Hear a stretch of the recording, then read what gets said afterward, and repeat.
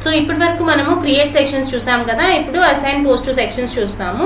ఇక్కడ detail navigation pain లో assign post to sections అనేది క్లిక్ చేయండి. క్లిక్ చేసినట్లయితే మీకు ఈ విధంగా స్క్రీన్ డిస్ప్లే అవుతుంది. ముఖ్యంగా ఈ స్క్రీన్ దేనికోసం అంటే ఈ ఎంప్లాయీస్ ని సెక్షన్స్ కి అసైన్ చేయడం కోసం. సో ఇక్కడ గెట్ ఎంప్లాయీస్ అని మీరు క్లిక్ చేయగానే మొత్తం అందరి ఎంప్లాయీ డీటెయిల్స్ ఇక్కడ డిస్ప్లే అవుతాయి. ఓకే, ఇక్కడ చూసినట్లయితే మీకు employee number, name, designation, assigning post to sections. ఈ సెక్షన్స్ ఏంటి? ఈ సెక్షన్స్ ఎక్కడి నుంచి డిస్ప్లే అవుతాయి అంటే మనము ఈ యొక్క క్రియేట్ సెక్షన్స్ అని ఉన్నాయి కదా, ఇక్కడ మనం క్రియేట్ సెక్షన్స్ లో ఏవైతే సెక్షన్స్ మనము క్రియేట్ చేసామో ఆ యొక్క సెక్షన్స్ అన్ని ఇందులో డిస్ప్లే అవుతాయి అన్నమాట. సో ముందుగా మనం చూసినట్లయితే ఈ యొక్క ఎంప్లాయీని తీసుకుందాం. 10258819 అనే ఎంప్లాయీని తీసుకున్నట్లయితే ఈయన ఏంటి? సూపరింటెండెంట్, ఇరిగేషన్ సర్కిల్ ఆఫీస్లో ఈయన సూపరింటెండెంట్. సో ఇక్కడ 2 క్వశ్చన్స్ అరైజ్. ఈయన సెక్షన్ చేంజ్ చేయాలి. సెక్షన్ చేంజ్ చేయాలి అంటే మీరు ఇక్కడ కర్సర్ ఇలా ప్లేస్ చేస్తే మీకు ఈ F4 బటన్ వస్తుంది. డైరెక్ట్గా సెర్చ్ ఆప్షన్ వస్తుంది. డైరెక్ట్గా మీరు F4 బటన్ కూడా మీరు క్లిక్ చేయొచ్చు.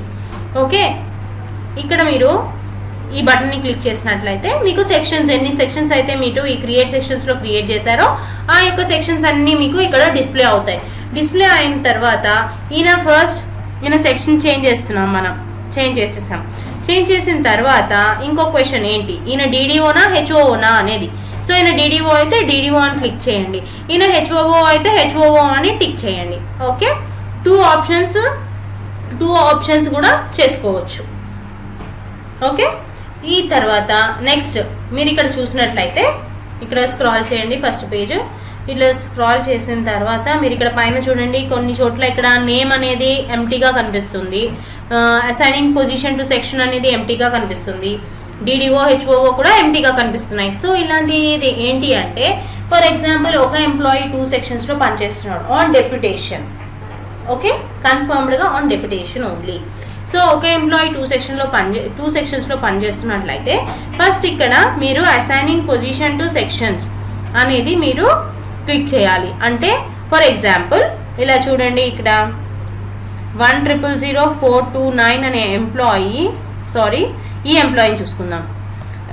1000594 అనే ఎంప్లాయీ ఇరిగేషన్ సర్కిల్ ఆఫీసర్కి చెందిన ఆయన. సో ఇక్కడ ఈయన డెప్యుటేషన్ మీద వేరే సెక్షన్కి వెళ్తున్నాడు అంటే ఈ యొక్క ఎంటీ స్పేస్లో మీరు ఇలా క్లిక్ చేసి ఈ సర్చ్ ఆప్షన్లో మీరు ఫస్ట్ సెక్షన్ని అసైన్ చేయండి. సెక్షన్ అసైన్ అయిపోయింది కదా. ఇప్పుడు సెక్షన్ అసైన్ అయిపోయిన తర్వాత ఇక్కడ మీరు ఈ యొక్క ఎంప్లాయీని ఎలా అసైన్ చేస్తారు అంటే ఈ యొక్క ఎంప్లాయీ ఐడి ఏంటి? 1000429 కదా. సో ఇప్పుడు ఫస్ట్ ఈ స్పేస్లో ఎక్కడైతే మీరు సెక్షన్ అసైన్ చేశారో ఈ స్పేస్లో మీరు ఈ లైన్ ఐటెంని క్లిక్ చేసి అడిషనల్ ఛార్జ్ అన్న బటన్ని క్లిక్ చేసిన వెంటనే మీకు ఇలా ఒక విండో డిస్ప్లే అవుతుంది. ఇక్కడ మీరు డైరెక్ట్గా ఈ యొక్క ఎంప్లాయీ ఐడి అన్న ఇవ్వచ్చు. ఓకే, లేదా ఈ యొక్క బటన్ క్లిక్ చేస్తే మీకు సర్చ్ ఆప్షన్తోని అన్ని మొత్తం ఇలా ఎంప్లాయీ నంబర్స్తో పాటు మీకు డిస్ప్లే అవుతారు. ఓకే, సో ఇక్కడ మీరు ఎంప్లాయీ నంబర్ ఇచ్చుకోండి. ఏంటి అది? 1000429 1000429. ఓకే, సర్చ్ కొట్టండి. ఈ ఎంప్లాయీ డిస్ప్లే అయ్యాడు కదా. సో ఈ యొక్క ఎంప్లాయీని మీరు క్లిక్ చేసేసి ఈ యొక్క ఎంప్లాయీ యొక్క స్టార్ట్ డేట్ అంటే డెప్యుటేషన్ మీద ఆ యొక్క డిపార్ట్మెంట్కి ఏ డేట్లో వెళ్తున్నాడు, అది పాస్ట్ కానీ ప్రజెంట్ కానీ ఏదైనా కానీ మీరు చేసుకోవచ్చు. ఫర్ ఎగ్జాంపుల్ ఈయన 6th రోజు వెళ్తున్నాడు. 6th రోజు పెట్టేసి ఎండ్ డేట్ తర్వాత ఎండ్ డేట్ ఎప్పుడు? ఫర్ ఎగ్జాంపుల్ 2 months ఇచ్చుకోండి, June 6th దాకా. ఓకే, పెట్టాక సేవ్ అని చేసిన వెంటనే మీకు ఇక్కడ ఒక మెసేజ్ వస్తుంది, అప్డేటెడ్ సక్సెస్ఫుల్లీ అని. ఇది ఏంటి అంటే ఆ యొక్క ఎంప్లాయీ ఇన్ఫర్మేషన్ సక్సెస్ఫుల్గా డేటాలో అప్డేట్ అయ్యింది అన్న మీనింగ్ అనమాట. సో సేవ్ అని క్లిక్ చేసేసి క్లోజ్ చేసేయండి. చేసిన తర్వాత ఇక్కడ చూడండి, మీరు 1000429 అనే ఎంప్లాయీ సూపరింటెండెంట్గా చీఫ్ ఇంజనీర్ అనే సెక్షన్లో అండ్ ఇక్కడ కూడా పనిచేస్తున్నాడు, సబార్డినేట్ ఆఫీసర్. ఇక్కడ చూడండి, ఇక్కడ కూడా నేను వేరే సెక్షన్ ఇస్తున్నాను, నాకు ఈ సెక్షన్ లేదు కాబట్టి